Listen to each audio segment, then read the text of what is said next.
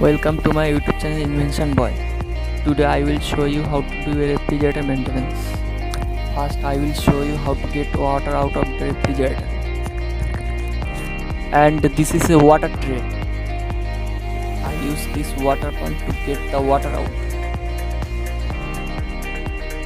And I use this 3.7 voltage battery.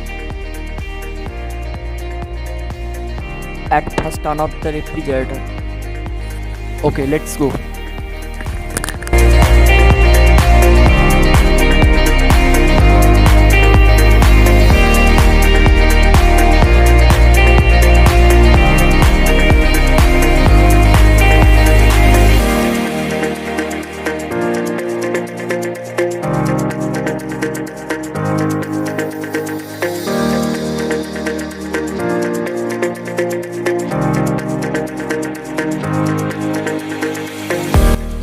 And out this water.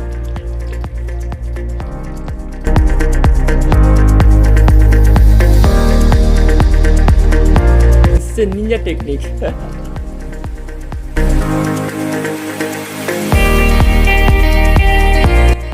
A refrigerator has to be cleaned every 2 months.